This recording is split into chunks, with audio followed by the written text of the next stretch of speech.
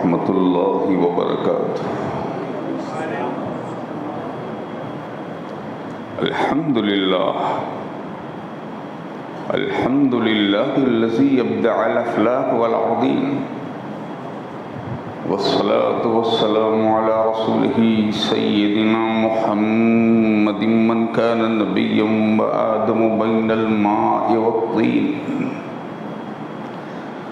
وعلى آله وأصحابه وأزواجه وذرياته وأهل بيته وعلماء أمته وأولياء ملته وشهداء محبته أجمعين، أما بعد، فأعوذ بالله من الشيطان الرجيم، بسم الله الرحمن الرحيم، وَلَنَبْلُوَنَّكُمْ بِشَيْءٍ مِّنَ الْخَوْفِ وَالْجُوعِ وَنَقْصٍ مِّنَ الْأَمْوَالِ وَالْأَنفُسِ وَالثَّمَرَاتِ وَبَشِّرِ الصَّابِرِينَ الَّذِينَ إِذَا أَصَابَتْهُم مُّصِيبَةٌ قَالُوا إِنَّا لِلَّهِ وَإِنَّا إِلَيْهِ راجعون۔ آمنت باللہ، صدق اللہ المولانا العظیم، وصدق رسولہ النبی الامین الکریم، ونحن على ذلك لمن الشاہدین والشاکرین والآمنین والمطمئنین والموقنین، والحمد للہ رب العالمین۔ بارک اللہ لنا ولکم فی القرآن العظیم، ونفعنا وإیاکم بالآیات والذکر الحکیم، انہ تعالی جواد کریم ملیک بررؤوف الرحیم، برحمتک یا ارحم الراحمین۔ خطبہ مسنون کے بعد تلاوت کردہ آئے مقدسہ کی روشنی میں بارگاہ سید الشہداء راکب دوش مصطفیٰ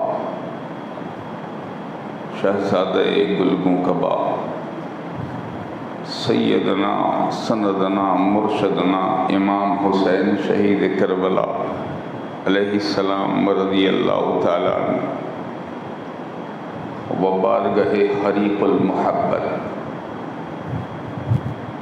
شہید عشق و محبت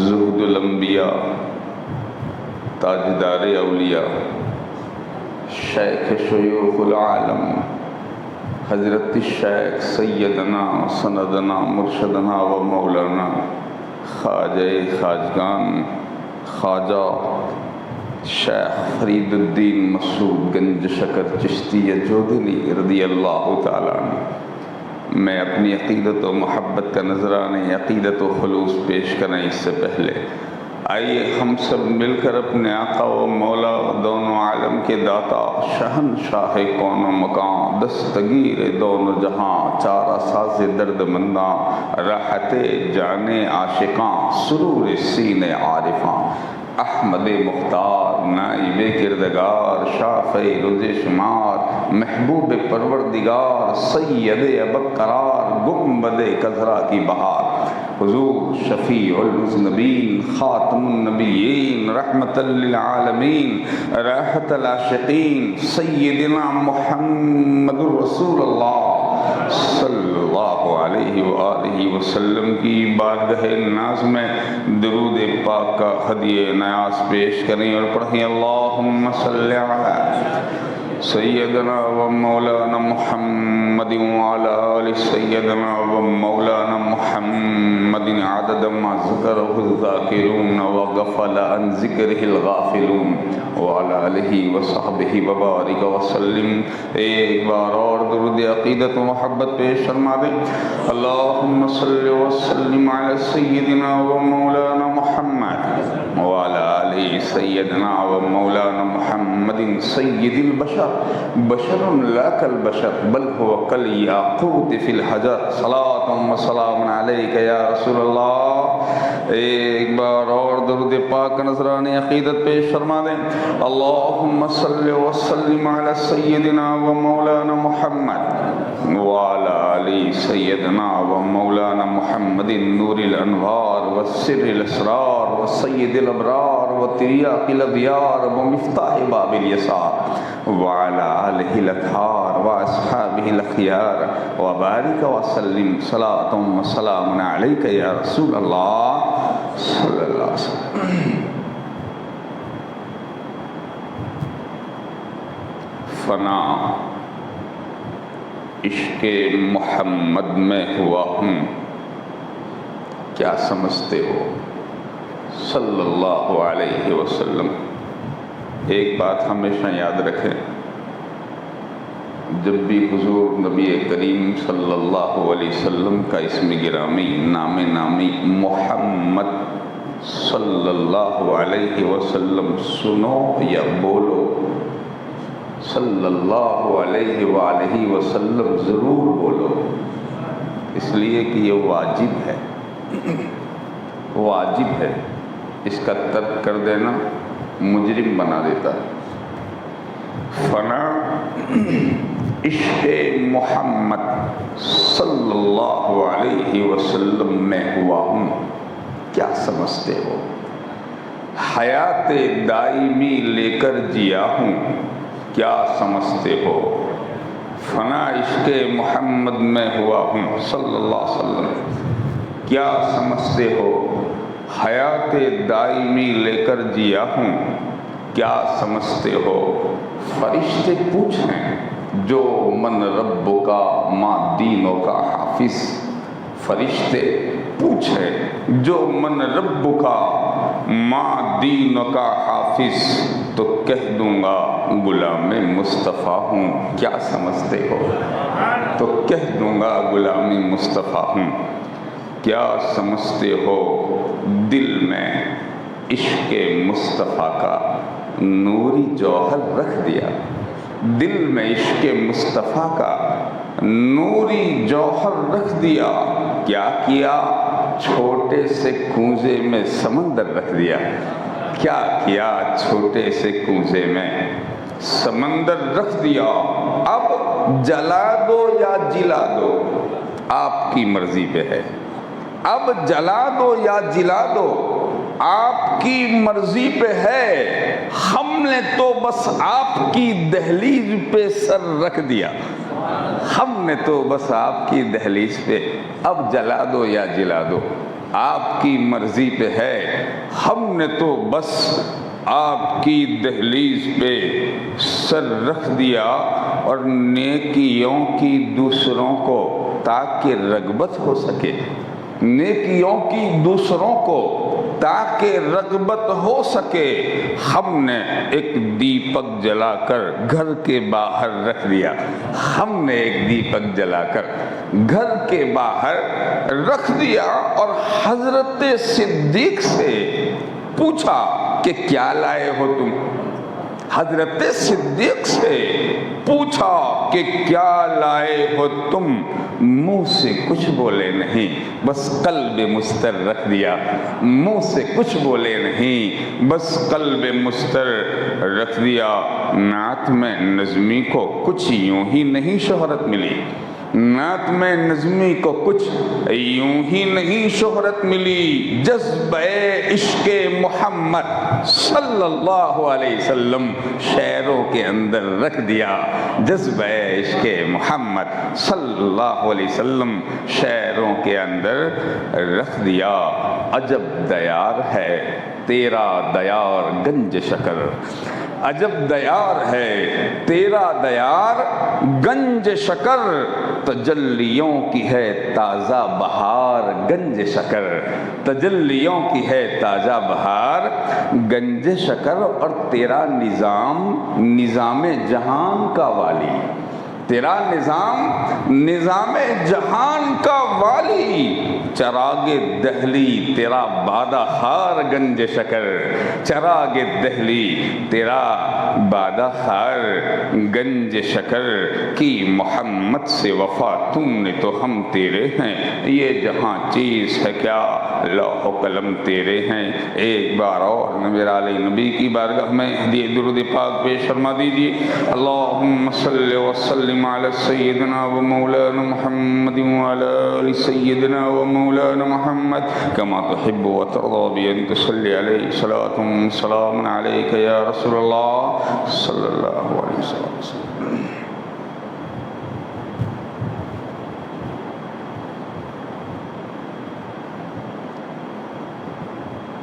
آج کی یہ محفل نوری بھی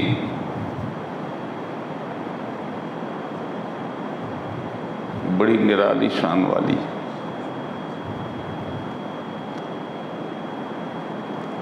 قرآن مجید و فرقان حمید میں رب ذوالجلال نے اپنی راہ میں قتل ہو جانے والے اہل ایمان و محبت کے تعلق سے جو وعدہ فرمایا ہے کہ وہ مرتے نہیں بلکہ زندہ ہو جاتے.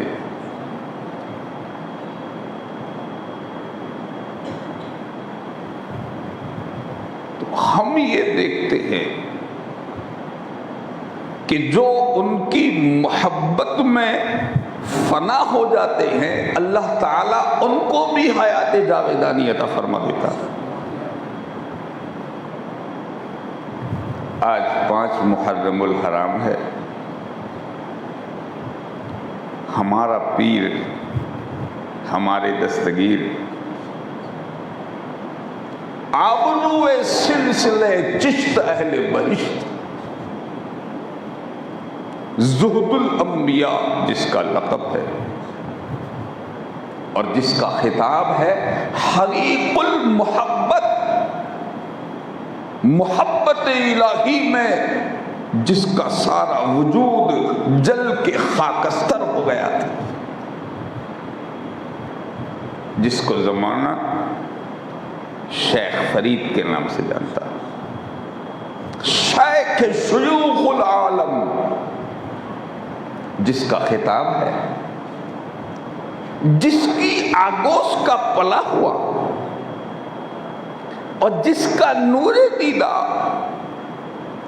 جس کی تربیت میں رہنے والے کو زمانہ سلطان المشائخ کہتا، اس کی صحبت میں رہنے والا محبوب الہی بن جاتا، اس کے سلسلے میں بیعت کرنے والا چراغ دہلی ہوتا ہے، اس کی بارگاہ کے میخار کو زمانہ آئین ہند کہتا ہے، اور اس کے دروازے سے خیرات لینے والے کو لوگ سلطان المرسلین علاء الحق کے والدین گنج نبات کے نام سے جانتے ہیں، اور جس کے کرم کی خیرات لینے کے لیے سمنان کا سلطان اپنی تخت سلطنت کو چھوڑ کر سلطنت سامانیہ کو ٹھوکر مار کر کیچوچا میں اس کے کرم کی بھیک لینے آتا ہے، جس کے بارگاہ کے منگتے کا نام مخدوم اشرف جہانگیر سمنانی ہے، وہ حضرت شیخ سیدنا خواجہ خواجگان مرشد کونین شاہ فرید الدین مسعود گنج شکر چشتی رضی اللہ تعالیٰ عنہ کا آج عرس ہے. نسبت بھی دیکھیے، محبت بھی دیکھیے، کیا عقیدت تھی. اس سے پہلے میں نے آپ سے عرض کیا تھا کہ جب یہ مہینہ شروع ہوتا تھا تو حضرت خواجہ کی ایک الگ کیفیت ہو جاتی تھی. بات بات میں شہید کربلا کا ذکر، ہر بات میں شہید کربلا کا ذکر، اور جب بھی اسم اعظم امام حسین علیہ السلام کا زبان پر آیا تو نعرہ مار کے بے ہوش ہو جاتے تھے، روتے روتے غم حسین میں نڈھال ہو جاتے تھے. تو خدا نے دن بھی حسین کے عطا فرمائے. 5 محرم الحرام آج چشتیوں نے اس بارگاہ میں ڈیرے ڈالے ہوئے ہیں. آستانہ تو وہاں ہے پاک پٹن شریف میں. الحمدللہ اس فقیر اشرفی کو آپ کی ذات سے کافی لگاؤ ہے، اور یہ میں اپنی قسمت پہ ناز کرتا ہوں کہ رب ذوالجلال نے مجھے شیخ فرید کا غلام بنایا ہے. یہ نہ سمجھے کہ وہ دور ہیں، پاک پٹن میں ہے.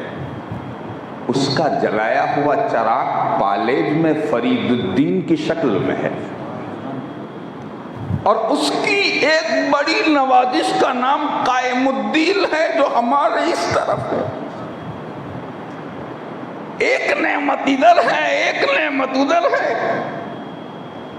کوئی یہ ٹودرا شریف میں جلوہ افروز ہے، کوئی خیر الدین کے نام سے ہاسوٹ میں، کوئی کہاں کوئی کہاں. آپ سمجھیں کہ اس پاور ہاؤس کی شان کیا ہوگی جس کے فیضان نظر سے پلا ہوا ایک ٹاور اگر پتھر کے بچڑے کو گھاس کھلانے کی طاقت رکھتا ہو. پتھر کا ایک مجسمہ جس کے حکم سے گھاس کھائے وہ قائم الدین. سب جانتے ہیں نا؟ جس نے نہیں سنا وہ جان لے کہ جب وہ ایک مقام پر تشریف لائے اور اس مقام پر جب لوگوں نے اعتراض کیا یہاں تمہارا آنا منع ہے، تو انہوں نے کہا کہ ہمارا آنا منع نہیں ہے، تمہارے اس معبود سے پوچھ لو کہ تم جس کی پوجا کرتے ہو ہم اس معبود کو اپنا حکم دیں اور جیسا چاہے ویسا کروا سکتے ہیں. جب قائم الدین رضی اللہ تعالی عنہ نے جب یہ بات ارشاد فرمائی، انہوں نے کہا یہ ممکن نہیں. فرمایا اس کے پاس چلو. ایک پتھر کا مجسمہ جانور کی شکل میں. فرماتے ہیں کب سے پوجا کرتے ہو، کب سے اس کے آگے جھکتے ہو، کب سے جھکتے ہو؟ انہوں نے عرض کی کب سے؟ ہمارے باپ دادوں نے یہی زندگی گزار دی ہے، ہمارا بہت محبوب ہے. فرمایا اس کو گھاس کھلا دو، اس کو گھاس کھلا. یہی تو مرد مومن کی نشانی ہے، یہی تو محمد عربی صلی اللہ علیہ وسلم کے غلاموں کی شان ہے. جہاں سے کچھ حاصل نہ ہو اس جگہ سے سب کچھ لے لینا، یہ محمد کے غلاموں کا مقام ہے صلی اللہ علیہ وآلہ وسلم. فرماتے ہیں کھلا دو. کہا یہ تھوڑی سنتا ہے، سنت ابراہیمی کو زندہ کرنے والے کا نام قائم الدین ہے، سنت خلیلی کا زندہ کرنے والا. وہ بھی گئے تھے نا، واقعات تو آپ نے سنے. خیر تو حضرت سیدنا قائم الدین نے فرمایا اس کو گھاس کھلاؤ. کہا یہ نہیں کھا سکتا. فرمایا لاؤ ہم کھلاتے ہیں، ہم کھلاتے ہیں. کیا کبھی پتھر بھی سنتا ہے؟ کیا کبھی پتھر بھی کھاتا ہے؟ اور پھر لائی گئی گھاس اور جب سامنے رکھی فرمایا کھا لے، کھا لے. اس ہاتھ میں کیا تاثیر تھی کہ اس نے پتھر کو زندگی عطا فرما دی. اس ہاتھ نے پتھر کو ایسی زندگی عطا فرمائی کہ وہ حقیقت میں گائے بنا. کھایا اور کھانے کے بعد جو کچھ بھی ہوا وہ سب آپ کو معلوم ہے، مگر حقیقت میں یہ عرض کرنا چاہتا ہوں کہ یہ فرید الدین نہیں ہے، فرید الدین کی تجلیوں کا امین ہے، فرید الدین کی تجلیوں کا امین ہے. جب فرید کے مریدوں کے مریدوں کے مریدوں کا مرید اگر پتھر کو جلا سکتا ہے تو یہ میرا عقیدہ ہے کہ شیخ فرید کی ایک نگاہ عالم کو زندگی دے سکتی ہے. آپ جانتے ہیں حضرت شیخ فرید گنج شکر رضی اللہ تعالیٰ کس کا نام ہے؟ شیخ الاسلام بالمسلمین، شیخ شیوخ العالمین حضرت شیخ گنج شکر رضی اللہ تعالیٰ عنہ، حضرت محبوب الہی رضی اللہ تعالیٰ عنہ ارشاد فرماتے ہیں میں نے ایسا عبادت گزار خدا کا بندہ کسی کو نہیں دیکھا جس کا لقب زہد الانبیاء ہو۔ دوستو مجھے کچھ اور بھی عرض کرنا ہے، مگر حصول برکت کے لیے انشاءاللہ کبھی وہ وقت اللہ لائے گا کہ ہم حضرت شیخ فرید کے تعلق سے مکمل ایک بیان کریں گے انشاءاللہ العزیز۔ بس آج صرف ایک بات سمجھ لیجئے، حضرت شیخ فرید کو رب ذوالجلال نے وہ مقام عطا فرمایا۔ دہلی میں آج بھی وہ جگہ موجود ہے جس جگہ پر حضرت شیخ فرید نے چلہ کیا تھا، چلہ۔ الحمدللہ اس فقیر اشرفی غلام چشت کو یہ نعمت حاصل ہوئی کہ جب میں وہاں حضرت خواجہ قطب الدین بختیار کاکی رضی اللہ تعالیٰ عنہ کے عرس مبارک میں جب میں تقریر کرنے کے لیے گیا دہلی، تو حضرت شیخ فرید الدین گنج شکر رضی اللہ تعالیٰ عنہ کے اس مبارک چلہ شریف پر حاضری ہوئی۔ وہاں کے لوگوں نے بتایا 3 مصلے ہیں، 3 پتھر کے جیسے یہ مصلہ، 3 مصلے بنے ہوئے، ایک ادھر ایک ادھر ایک بیچ میں۔ کہتے ہیں کہ بیچ والا جو مصلہ ہے وہ خواجہ فرید کا ہے، سیدھے ہاتھ والا جو ادھر والا مصلہ ہے وہ غریب نواز کا ہے، اور ادھر والا جو مصلہ ہے وہ خواجہ قطب الدین بختیار کاکی رضی اللہ تعالیٰ عنہ کا ہے۔ اس کا واقعہ کچھ ایسا ہوا تھا، صرف ایک ہی بات عرض کر دوں گا کہ حضرت خواجہ قطب الدین بختیار کاکی رضی اللہ تعالیٰ عنہ کو دہلی کی امامت، خلافت، ولایت اور تاجداری غریب نواز نے عطا فرمائی تھی، اور وہاں وہ دہلی میں تھے۔ ادھر کچھ کام سے حضرت غریب نواز کو اجمیر معلیٰ سے دہلی جانا ہوا۔ جب وہاں پہنچے، باتیں سب ہوئی، جو بھی معاملات تھے ان کے، تو غریب نواز نے یاد فرمایا قطب الدین فرید الدین کہاں ہے؟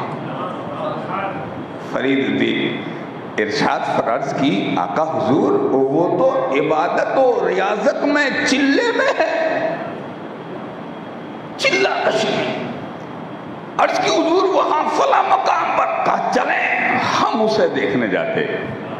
پیر بھی جس کے چلے پہ جائے، دادا پیر بھی جس کے چلے پر جائے۔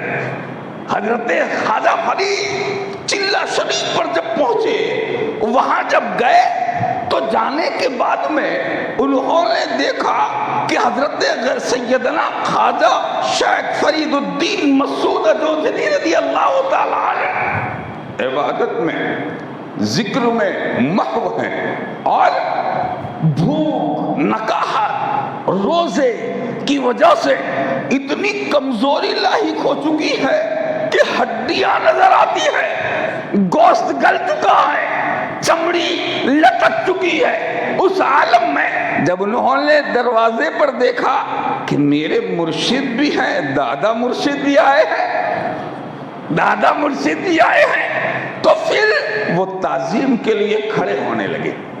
تعظیم کے لیے حضرت بابا فرید جب کھڑے ہوئے تو کیا ہوتا ہے، تھوڑے اٹھے اور لڑکھڑا کے گر گئے کمزوری کی وجہ سے۔ جب وہ گرے تو جیسے ہی گرے غریب نواز دوڑے اور دوڑ کے سیدھا ہاتھ تھام لیا، دوڑ کے سیدھا ہاتھ تھام لیا۔ اور ادھر حضرت سیدنا خواجہ قطب الدین بختیار کاکی نے یہ ہاتھ، ایک نے دائرہ ہاتھ، ایک نے بایاں ہاتھ تھاما، اور پھر خواجہ فرماتے ہیں قطب الدین میں اپنی ہمت سے اٹھاتا ہوں، تو اپنی ہمت سے اٹھا، میں اپنی ہمت سے اٹھاتا ہوں، تو اپنی ہمت سے اٹھا، اور تجھ میں جہاں تک پہنچانے کی طاقت ہے آج اس کو پہنچا دے۔ اب مجھ میں جہاں تک خدا نے دیا ہے میں فرید کو پہنچا دیتا ہوں۔ ادھر اٹھایا نہیں تھا، عرش معلیٰ پہ پہنچایا تھا۔ یہ مقام ہے میرے پیر گنج شکر کا، یہ مقام ہے حضرت شیخ کا، واقعی وہ اولاد تھے حضرت سیدنا عمر فاروق اعظم رضی اللہ تعالیٰ عنہ۔ آپ کا سلسلہ نسب حضرت فاروق اعظم سیدنا عمر دوسرے خلیفہ رسول، جس کے بارے میں حضور نے ارشاد فرمایا لو کان من بعد نبی لکان عمر، اگر میرے بعد کوئی نبی ہوتا تو عمر نبی ہوتے۔ وہ عمر فاروق اعظم رضی اللہ تعالیٰ عنہ فرماتے ہیں اگر خدا کے سوا کسی کو سجدہ کرنے کا حکم ہوتا تو میں مردوں کو حکم دیتا کہ وہ عمر کو سجدہ کریں۔ کیا مقام تھا حضرت فاروق اعظم کا؟ فرماتے ہیں اگر عورتوں کو سجدہ کرنے کا حکم ہوتا تو میں حکم دیتا کہ وہ اپنے شوہر کو سجدہ کریں۔ یہ حدیث رسول ہے۔ تو وہاں سلسلے نسب پہنچتا حضرت شیخ گنج شکر کا، انشاءاللہ کبھی ہم عرض کریں گے، اللہ ان کے فیض و برکات سے مالا مال فرمائے۔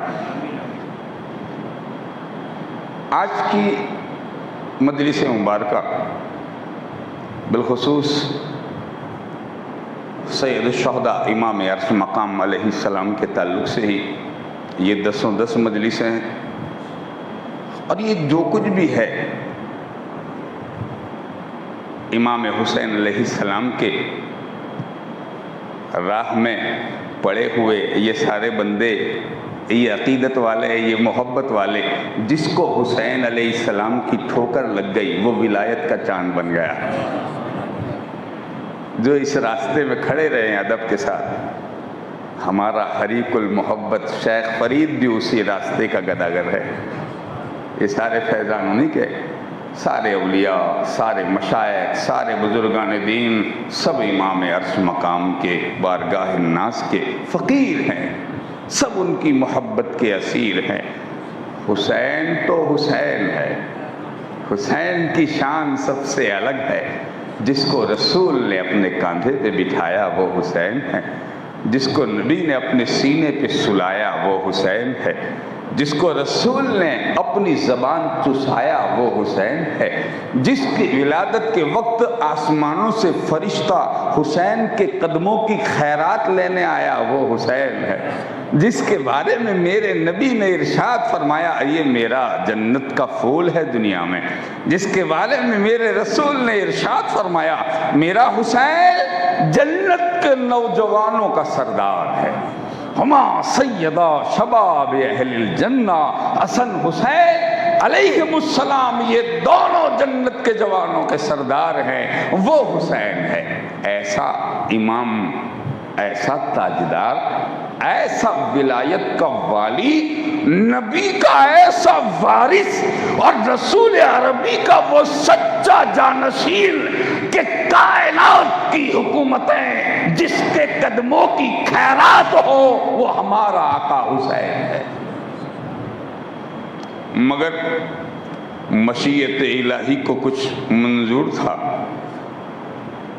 کہ امام عرش مقام اس بے کسی و بے بسی کے عالم میں ستائے جائیں، مصیبت اٹھائیں، پریشانیاں جھیلیں، تاکہ لوگوں کو پتہ چل جائے کہ اولاد ابراہیمی کو اللہ نے اس عظیم کام کے لیے چن لیا ہے۔ حضرت سیدنا امام حسین علیہ السلام رضی اللہ تعالیٰ عنہ مدینہ منورہ میں جلوہ افروز ہیں، بہت ساری روایتیں، مناقب، بہت سارے فضائل و کمالات آپ کے ہیں، اور بہت لمبی طویل داستان ہے یہ، اس مختصر میں یہ ممکن نہیں ہے، مگر کچھ باتیں اس سمت کی میں انشاءاللہ عرض کرنے کی سعادت حاصل کروں گا۔ اول تو آپ یہ سمجھ لیجئے کہ یہ واقعہ کیوں ہوا، کربلا کا جو واقعہ ہوا ہے وہ کیوں ہوا۔ فضائل ان کی جگہ پر ہے، وہ ایسے فضائل والے ہیں کہ نانا نبیوں کے امام ہیں، رسولوں کے رسول ہیں، اور آقا حسین جنتیوں کے امام ہیں، جن کی ماں کے بارے میں حضور ارشاد فرمائے میری بیٹی سیدہ، ان کا نام ہماری زبان سے اللہ اکبر ہم اس قابل نہیں کہ رسول کی شہزادی کا نام لیں، بس اس نام کی برکت سے اللہ ہماری مغفرت فرما دے۔ سیدہ کائنات، خیر النساء، سیدہ فاطمہ طیبہ طاہرہ عابدہ زاہدہ راکعہ، نور عین رسول، سیدہ بطول، جس کے بارے میں رسول ارشاد فرمائے اے میری شہزادی، نام لے کے، اے میری شہزادی، تیری رضا میں خدا کی رضا ہے، جس سے فاطمہ راضی ہے اس سے خدا راضی ہے، جس سے فاطمہ ناراض ہے اس سے خدا ناراض ہے۔ ارشاد فرماتے ہیں تجھے اللہ نے جنت کی عورتوں کی سردار بنایا ہے، اور میری فاطمہ جنت کی عورتوں کی سردار ہے، یہ حور جنت کی حوروں کی تاجدار ہے۔ وہ سیدہ کائنات جو آگوش رسالت میں پلی، وہ ماں ہے ہمارے مولا حسن و حسین کی۔ باپ کا تو معاملہ ہی ایسا ہے جس کے بارے میں رسول فرمائے من کنت مولا ہو فہذا علی المولا، میں جس کا مولا میرا علی اس کا مولا۔ تو خاندان، فضیلت، درجات، عظمت، رفعت ایسی ہے کہ اس عظمت و فضیلت کو نہ کوئی ناپ سکتا ہے، نہ کوئی اس بلندی کو چھو سکتا ہے، بلکہ اس عظمت کی شان یہ ہے کہ جو ان کے پیچھے لگ گیا اللہ نے اس کو بھی عظمتوں کا مالک بنا دیا ہے، وہ ایسے عظمت والے۔ مگر مشیت کا جو ارادہ تھا، خدا کو جو منظور تھا، وہ یہی تھا کہ جس گھر سے دین نکلا، جس گھر سے شریعت نکلی، جس گھر سے زمانے کو ایمان ملا، اسلام ملا، قرآن ملا، جب اسی اسلام کی بات آئے اور اسی دین پر کوئی حملہ آور ہو تو زیادہ زیب یہی دیتا ہے، اپنی زبان میں ہم کہتے ہیں شوبھا یہی بات دیتی ہے کہ گھر والے ہی نکلے۔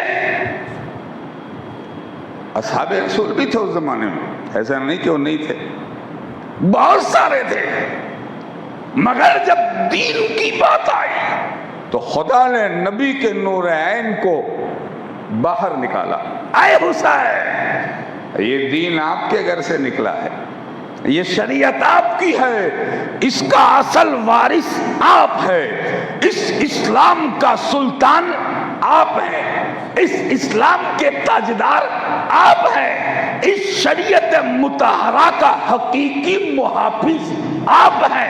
اے حسین، اپنے پورے کنبے کو لے کے نکلو تاکہ کائنات کو پتا چل جائے کہ جس رسول نے تکلیفیں اٹھا کر دین کو پھیلایا ہے، آج اس کا بیٹا اپنا کنبا لٹا کر کے اسی دین کو نئی زندگی دینے کے لیے نکلا۔ میدان کربلا میں یہ جانے والے خدا کی رضا کے لیے دین بچانے، یہ شہزادوں کی جنگ نہیں تھی، سلطانی کے لیے، بادشاہی کے حصول کے لیے نہیں تھی، وہ تو کونین کے بادشاہ ہیں۔ جو جنت کا بادشاہ ہو اسے شام کے تخت کی حاجت کوئی حاجت نہیں تھی، وہ صرف دین بچانے کے لیے نکلے تھے۔ اور کس شان سے نکلے تھے؟ صرف دو باتیں عرض کریں گے انشاءاللہ، آئندہ کل اس کے تعلق سے آگے کچھ عرض کریں گے۔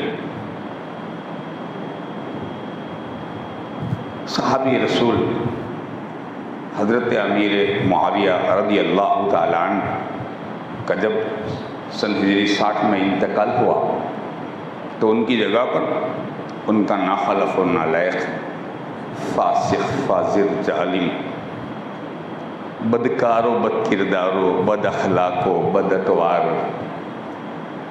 بعض نے اسے کافر کہا، ہمارے امام نے سکوت اختیار فرمایا، خاموش رہے۔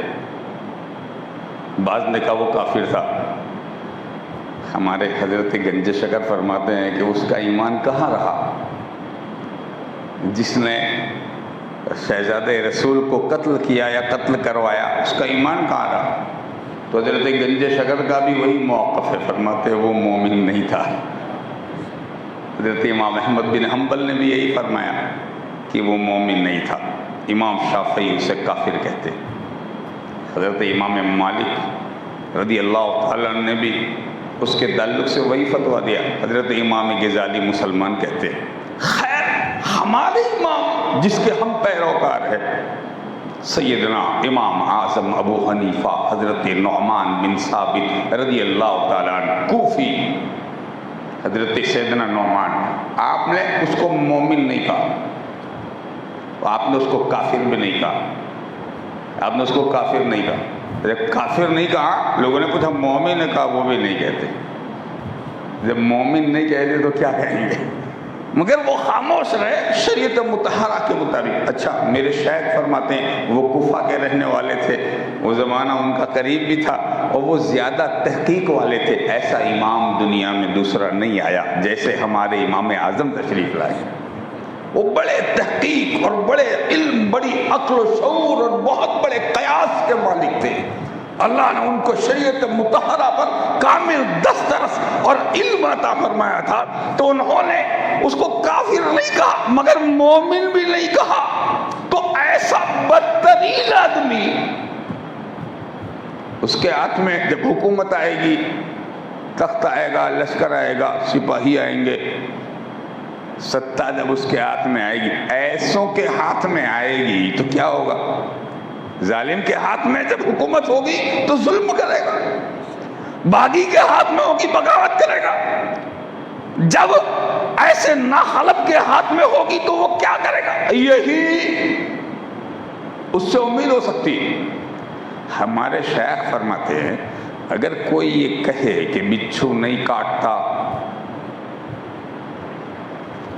اگر کوئی یہ کہے سانپ ڈنک نہیں مارتا، اگر کوئی یہ کہے آگ جلاتی نہیں ہے،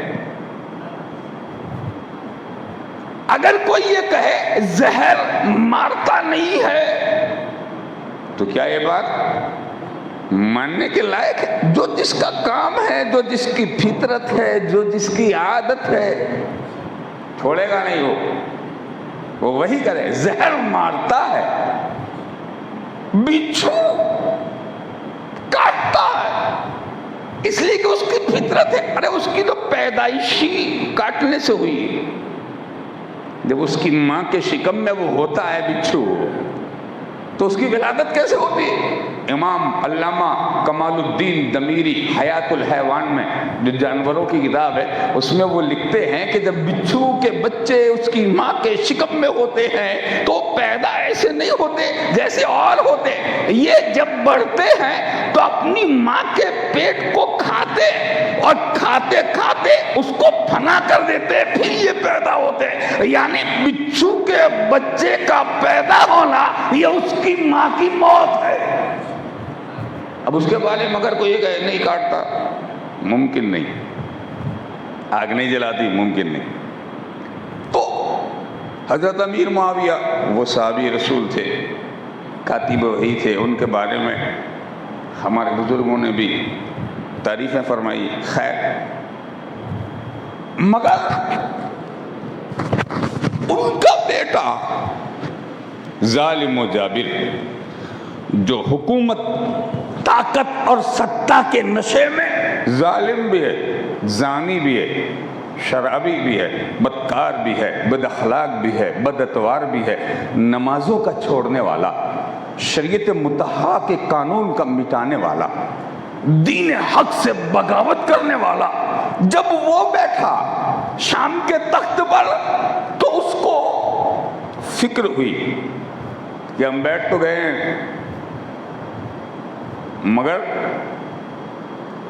اگر عوام اٹھ کے کھڑی ہوئی، اس لیے کہ اسے معلوم تھا ظالم جو ہوتا گنہگار، وہ چاہے کتنی ہی عزت کے مقام پہ بیٹھ جائے مگر اس کا دل ہمیشہ دھک دھک کرتا رہے گا۔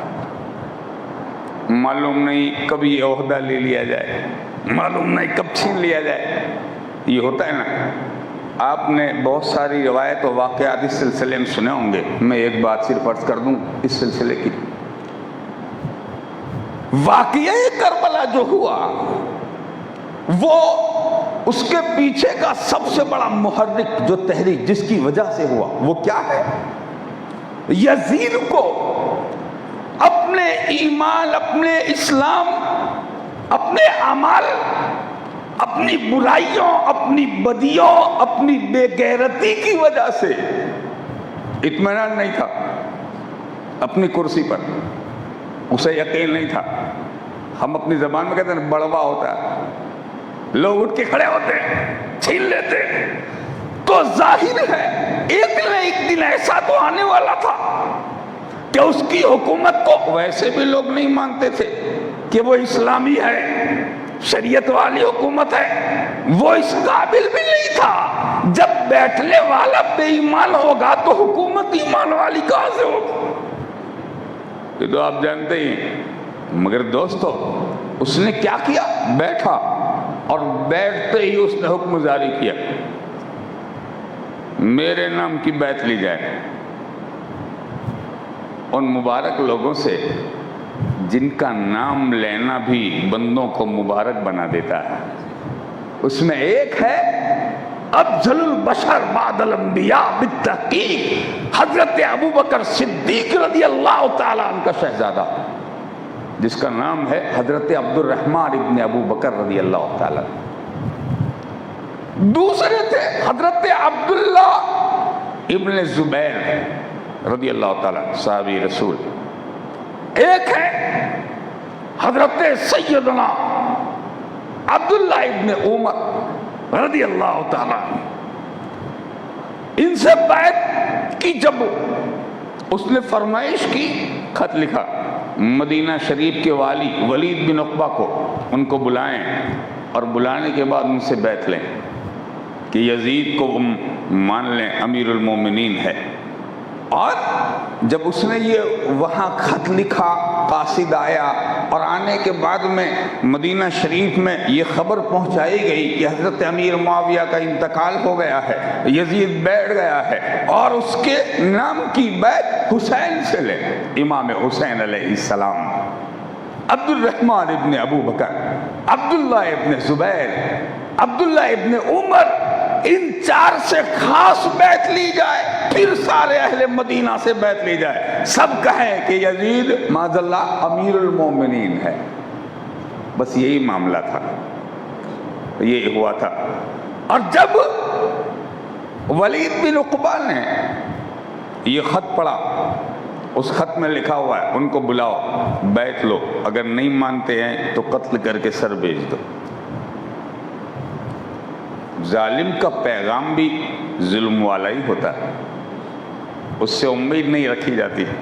ہرگز کبھی کسی بد فطرت سے، بد خصلت سے جس کی فطرت میں برائی ہو، کبھی بھلائی کی امید نہ رکھے. یہ حقیقت ہے. اس نے جب یہ پیغام بھیجا، ولید بن عقبہ نے پریشان ہو گئے، اس لیے کہ ان کے دل میں جو، ان کے سینے میں جو دل ہے اس میں حب اہل بیت ہے، محبت آل رسول. مروان کو بلایا جو ان کا مشیر تھا، ان کا نائب تھا. اس کی فطرت میں وہی خصلت تھی منافق والی، بظاہر کلمہ، پیٹھ کے پیچھے خنجر، مقتدی ہیں حسین کے اور باہر نکل کے برائی. نماز یہاں پڑھ رہے ہیں پیچھے اس امام کے، اور جب باہر نکلے تو معلوم ہوا پیچھے اسی امام کے پڑے ہوئے. یہ برائی، وہ برائی، یہ ہے، وہ ہے. تو تھے وہ لوگ حضرت سیدنا امام حسین علیہ السلام کے ساتھ رہنے والے، مگر باغی. نماز پڑھتے ہیں پیچھے مگر باغی، دل میں کدورت ہے. حضرت امام عرض مقام کے تعلق سے مشورہ لیا کیا کیا جائے حسین کے تعلق سے. تو مروان نے کہا بلاؤ، بات کرو، اور اگر مانتے ہیں تو ٹھیک ہے، نہیں مانتے تو قتل کر کے سر بھیج دو. ولید بن عقبہ نے کہا استغفر اللہ العظیم، میں ایسی حکومت سے خدا کی پناہ مانگتا ہوں. ہم اپنی جان دے سکتے ہیں، آل نبی کی جان نہیں لے سکتے. یہ کہا اور پھر بلایا حضرت امام کو. رات کو مسجد نبوی شریف میں امام حسین علیہ السلام اور سیدنا حضرت عبداللہ ابن زبیر دونوں بیٹھے ہوئے. مروان ولید بن عقبہ کا قاصد گیا بلانے کے لیے. اے حسین آپ چلیے، آپ کو والی مدینہ نے بلایا ہے. جب وہاں انہوں نے یہ بات کہی، آپ نے فرمایا جائیے ہم آ رہے ہیں. ہو گئے. حضرت امام حسین رضی اللہ تعالیٰ عنہ سے حضرت عبداللہ ابن زبیر نے پوچھا، اے امام کیا بات ہو سکتی ہے، اتنی رات گئے ہم کو بلا رہے ہیں؟ آپ نے فرمایا کہ مجھے یہ گمان ہے کہ حضرت امیر معاویہ کا انتقال ہو گیا اور ہم کو یزید کی بیعت کے لیے بلایا جا رہا ہے. وہ فراست مومن کی وہ پہچان. آپ نے فرمایا اسی لیے فرمایا کیا کریں گے؟ کہا تم بیٹھو میں جاتا ہوں. اپنے گھر گئے، 30 نوجوانوں کو تیار کیا ہتھیار والے. کہا تم باہر رہنا، میں اندر جاؤں گا. جب تک میں آواز نہ دوں تب تک اندر نہ آئیں. ہم لڑائی کے لیے نہیں جاتے، جان کی حفاظت کے لیے تم باہر کھڑے رہو تاکہ وہاں جانے کے بعد کوئی دغا نہ ہو جائے. آپ اندر تشریف لے گئے اور اس کے بعد بات چیت ہوئی. انہوں نے سامنے پیغام رکھا کہ یزید کا یہ حکم ہے. آپ نے مصلحت سے ارشاد فرمایا مجھ جیسے آدمی کا اس طرح چھپ کر کے رات کی تاریکی میں یزید کی بیعت کر لینا مناسب نہیں. دن میں میٹنگ کرو، سب کو بلاؤ، سب جمع ہوں اور پھر سب کے بیچ میں جو ہوگا دیکھا جائے گا. حسین کو بھی معلوم ہے کہ ہم اکیلے اس کے دباؤ میں اگر بیعت کر لیں تو یہ ممکن نہیں ہے. اور جب عام مسلمانوں کے بیچ میں اس کا نام آئے گا تو کوئی اسے اپنا امام تسلیم نہیں کرے گا، اس لیے کہ وہ فاسق و فاجر تھا. بس دوسری آخری بات یہ سمجھ لیجئے اور اسی پہ اپنی گفتگو کو ہم ختم کر دیتے ہیں، اور وہ یہ ہے میرے شیخ نے ایک بڑی اچھی بات بیان فرمائی تھی، اسی بات کو میں دوہرا دیتا ہوں. حضرت امیر معاویہ رضی اللہ تعالیٰ عنہ کا انتقال ہو گیا. ان کی جگہ پر یہ بیٹھ گیا، نالائق تھا، ناخلف تھا، بدکار تھا، جو تھا وہ، اس کا نام لینا بھی مناسب نہیں.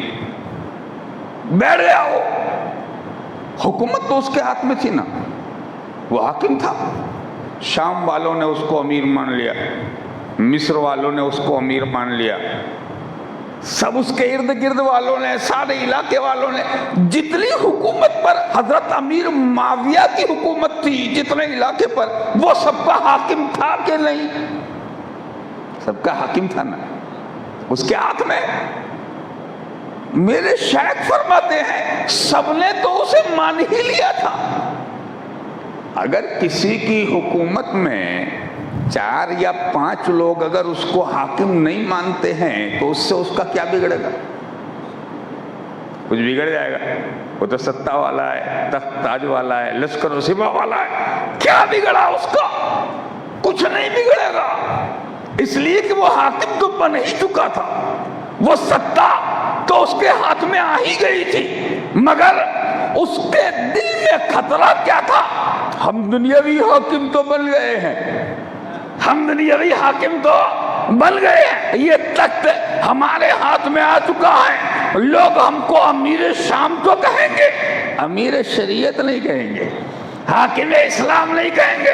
اس کے لیے ضروری ہے کہ ہماری حکومت پر ایک ایسے شہزادے کی مہر لگ جائے جس شہزادے کی زبان سے نکلنے والا الفاظ وہ آخری ہوتا ہے. اگر وہ مجھے حاکم مان لے تو زمانہ مجھے حاکم اسلام مانے گا. حاکم اسلام مانے گا۔ اسی لیے اس نے یہ زور چلایا کہ حسین مجھے حاکم مانے۔ میرے شیخ فرماتے ہیں ورنہ وہ گدڑی پوش اپنے خاندان محل بنو ہاشم میں رہنے والا، جو چٹائی پر سونے والا، اس سے کیا خطرہ ہو سکتا ہے؟ مگر اس کو ایک ہی خطرہ تھا، اور وہ خطرہ یہ تھا کہ اگر حسین نہیں مانیں گے تو میری حکومت دنیاوی حکومت ہوگی، اور اگر حسین تسلیم کر لیں گے تو میری حکومت اسلامی حکومت کہلائے گی، اسلامی حکومت کہلائے گی۔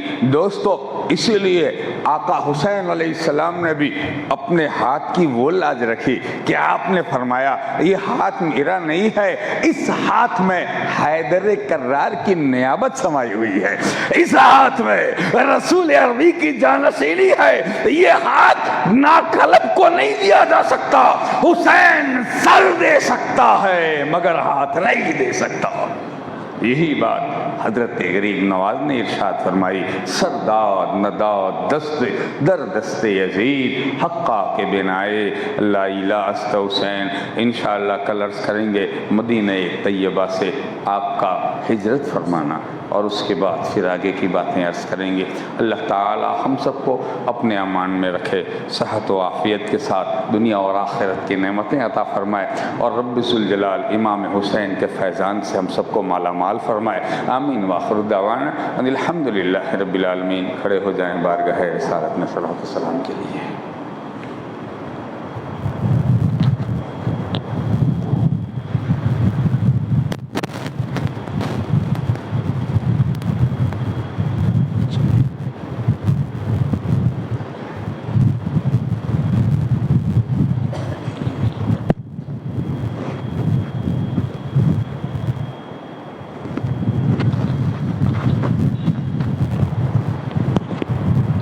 بسم اللہ الرحمن الرحیم۔ یا حسین ابن علی کہتے یہ سارے غلام، سب غلام آپ کو سلام، آپ کو سلام، آپ کو سلام۔ یا حسین ابن علی کہتے یہ سارے غلام، سب غلام آپ کو سلام،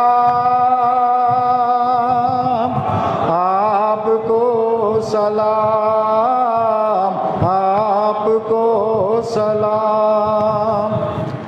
جن کی پیشانی کا بوسہ، جن کی پیشانی کا بوسہ پیارے نبی فرماتے تھے، بچپن میں جبریل امین جھولا جھلانے آتے تھے۔ وہ ہے نواسا ہے خیر الانام، آپ کو سلام، آپ کو سلام۔ یا حسین ابن علی کہتے یہ سارے غلام، سب غلام آپ کو سلام، آپ کو سلام، آپ کو سلام۔ خیمے میں وہ بال سکینہ، خیمے میں وہ بال سکینہ، پیاس تھی بے چین تھی، سوکھ لب خشک گلا روٹی ہوئی دو نین تھی، جن کے قبضے میں جم تمام، آپ کو سلام، آپ کو سلام۔ یا حسین ابن علی کہتے یہ سارے غلام سب غلام آپ کو سلام، آپ کو سلام، آپ کو سلام۔ تیر لگا ننھے اصغر کو،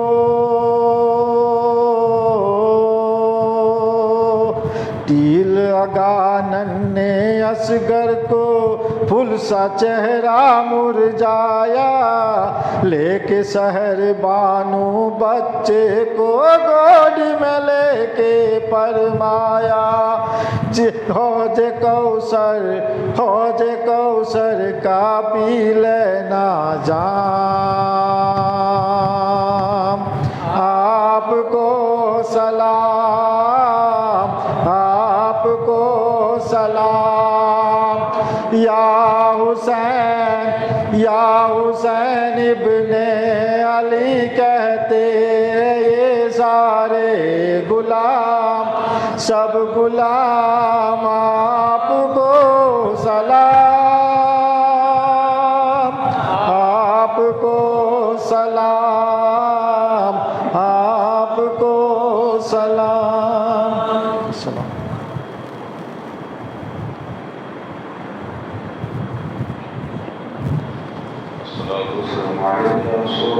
الصلاة والسلام عليك يا حبيب الله، الصلاة والسلام عليك يا قاسم رزق الله، الصلاة والسلام عليك يا زينة عرش الله، وعلى آلك وأصحابك وأزواجك وذرياتك وأهل بيتك وعلماء أمتك وأولياء ملتك وشهداء محبتك يا سيدنا محمد رسول الله صلى الله تعالى عليك وسلم۔ يا رسول الله انظر حالنا، يا حبيب الله اسمع قالنا، إنني في بحر هم مغرق، خذ يدي سخل لنا اشکالنا، بکار خیش حیرانم مغثنی یا رسول اللہ، پریشانم مغثنی یا رسول اللہ، ندارم جست ماوائے ندارم جست مل جائے، توی خود ساز و سامانم مغثنی یا رسول اللہ، ذرا چہرے سے پردے کو ہٹا دو یا رسول اللہ، ہمیں دیدار تم اپنا دکھا دو یا رسول اللہ، کرو روئے منور سے ہماری آنکھیں نورانی، ہمیں فرقت کی ظلمت سے بچا لو یا رسول اللہ، اگرچہ نیک ہیں یا بد تمہارے ہو چکے ہیں ہم، کہ ہم سب کو مدینے میں بلا لو یا رسول اللہ، پھنسا کر اپنے دام عشق میں اس امت عاجز کو، اسے قید دو عالم سے چھڑا دو یا رسول اللہ، جہاز امت کا حق نے کر دیا ہے آپ کے ہاتھوں، اسے چاہو ڈباؤ یا تراؤ یا رسول اللہ، وصلی اللہ تعالی علی خیر خلقہ سیدنا محمد وآلہ اجمعین۔ اقرأوا الفاتحہ الی حضرت روح النبی وآلہ الکرام۔